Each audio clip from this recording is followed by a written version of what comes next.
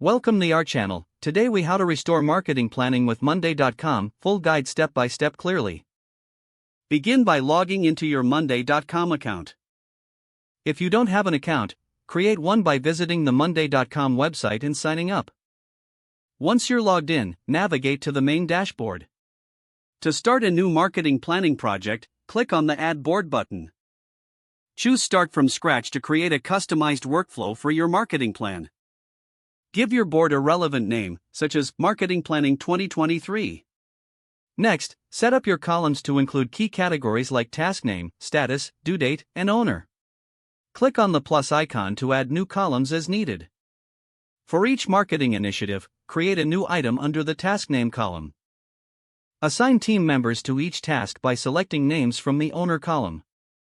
Set clear deadlines by filling in the due date for each item.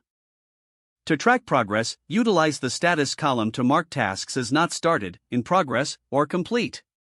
Consider adding a priority column to help prioritize tasks effectively.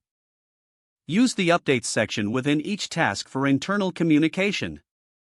Attach relevant files and documents by using the attachment feature in each task. To view tasks visually, switch to the Kanban or calendar view. Use automations to streamline your workflow, such as sending reminders for upcoming deadlines. Set notifications to keep your team informed about task updates. Regularly review the board with your team to discuss progress and challenges. Utilize the dashboard feature to visualize key metrics related to your marketing efforts. Finally, consistently update the board to reflect any changes in your marketing strategy. This will ensure your marketing planning remains organized and effective on Monday.com. If the page does not load, refresh the browser or try again in a private or incognito window. Make sure you are using the correct email address, then retype it carefully to avoid small typos. If your password is not accepted, use the reset option and create a new strong password you can remember.